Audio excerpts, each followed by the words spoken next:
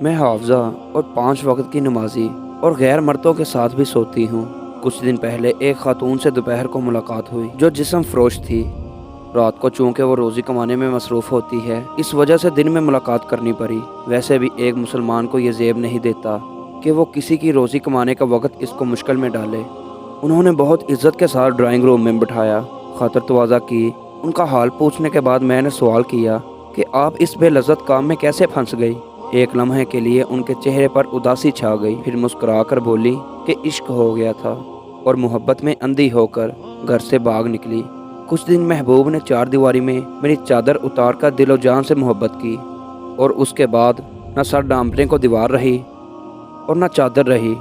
जब वापसी का सफ़र करने का सोचा तो ख्याल आया कि भागने का फ़ैसला तो मेरा था। अब अगर घर गई तो जो थोड़ी बहुत इज़्ज़त वालिदैन की बची है वो भी लोग तार तार कर देंगे।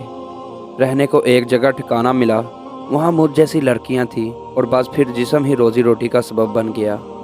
सवाल किया कि वालिदैन तो माफ़ कर ही देते हैं, उनका नरम दिल होता है। एक बार चली जाती तो मुस्कुरा कर बोली माफ़ तो अल्लाह भी कर देता है, लेकिन लोग माफ़ नहीं करते। औरत का मुँह काला हो जाए तो फिर ये दुनिया वाले कभी गोरा नहीं होने देते, मरते दम तक काला ही रहता है। सवाल किया कि चलें भीख मांग लेती, कम से कम इस काम से तो अच्छा काम है। तो बोली ये सब किताबी बातें हैं, कोई किसी भिखारन को किराए का कमरा भी नहीं देता, झोंपड़ी में भी नहीं रखता। इज्जत बेचकर कम से कम इज्जत से रह तो लेती हूँ। अपना घर है, अपना बिस्तर है, इस दुनिया में उसकी इज्जत है जिसके पास पैसा है। ये दुनिया तो मुनाफिक लोगों से भरी पड़ी है जो नेकी का दरस देते हैं और अंदर से शैतान है।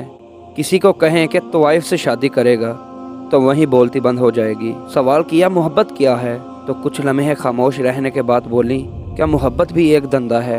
मर्द अपनी रकम इन्वेस्ट करता है और फिर महबूबा के जिस्म से खेलकर सूद समेत वापस लेता है। अब वो औरत अपने महबूब के रहमो करम पर होती है। मर्जी है शादी कर ले और मर्जी है छोड़ दे। जो लोग सच में मोहब्बत करते हैं वो निकाह का रास्ता इख्तियार करते हैं। सवाल किया कि गुनाह करते हुए तकलीफ़ नहीं होती, तो बोली जब इंसान गंदगी के ढेर में रहने लग जाए तो फिर इसे बदबू का एहसास नहीं होता, बल्कि खुशबू इसके लिए जहर बन जाती है।